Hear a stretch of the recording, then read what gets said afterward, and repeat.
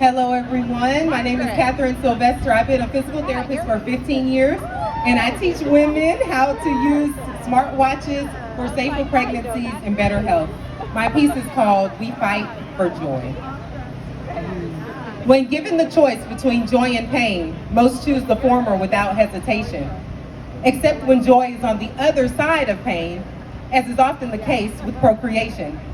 What we never purposely choose, however, are the cards a lot of families are dealt, and that's the pain of not knowing if the pain we are feeling ever had to be felt. Like the agony of losing a mother or child to a preventable complication, or the torment of dealing with long-term issues due to withheld information. Like the regret of conceding to an intervention as a result of incomplete education, or the pain of realizing unfavorable outcomes were due to biased resource allocation. A few unapologetically courageous families I've loved along the way taught me directly and indirectly what I'm going to share with you today.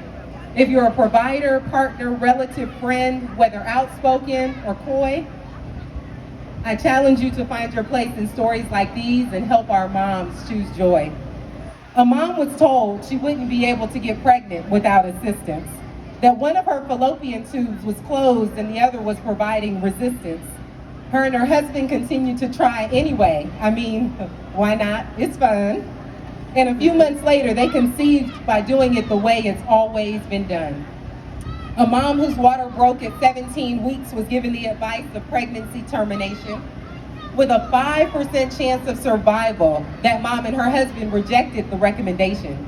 With a provider change, lifestyle modifications made, and prayers sent up all over the world, this couple gave birth at just the right time to a perfectly healthy baby girl. A mom was told she wasn't a promising candidate for a vaginal birth by a doctor who saw in her chart that she had preeclampsia and a C-section with her first. So her husband changed jobs and moved them closer to an OB who believed she could do it and declared, "You can't tell black women they can't be back out here," and then guided her through it. A mom was told she was safe to go home only 2 days after delivering. Despite being dizzy, having low blood pressure, feeling dangerously weak and shivering. With the help of her remote health monitor, she refused to leave without a hemoglobin check. It turned out that she was hemorrhaging and needed a blood transfusion before she left. A mom who was home with her newborn had a blood pressure of 170 over 110. Her OB ignored her concerns, so she searched until she found someone who would listen. She was prescribed and provided the medication she needed to get her numbers under control, and is alive and thriving today with her almost 2-year-old. I was told following my bout with preeclampsia that my kidneys would never heal, that I'd be on blood pressure meds for the rest of my life. My response was, no deal. With a smartwatch, kidney doctor, dietitian, pharmacist in my village by my side, I woke up one day to the realization that my OBGYN lied. He couldn't help it. All he had to go off of was his experience and what he knew of the statistics. He had no way of knowing that my Heavenly Father was an expert in ballistics, and that if given the right team and information, I had no choice but to soar, then go on to equip others with everything I had access to and more. Like the irrefutable fact that women's bodies were uniquely and specifically designed to create, sustain, and nurture life and to heal since the beginning of time. And that even when things don't turn out exactly as we planned, the people in our lives and on our team make all the difference in how we land. Like, despite the instinct to shrink in healthcare, it's our input that makes the difference.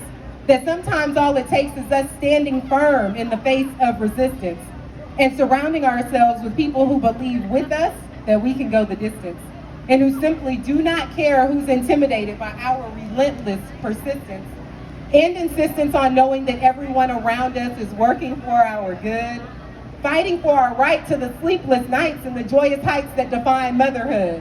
Because in reality, amidst all of the uncertainty, one thing is very clear.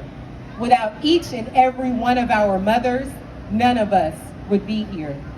For me, the tried and true way to experience joy after a loss is to help others avoid getting tangled up in the mental albatross that can come after losing a mother, sister, daughter, aunt, or friend, after losing our health or a part of ourselves that we can never get back again, due to an avoidable complication, unknown resource, or lack of information, a premature yes, an unspoken no, or consent without adequate explanation, due to policies and productivity demands of a birthing organization, or worse, due to racism, ignorance, prejudice, or outright manipulation.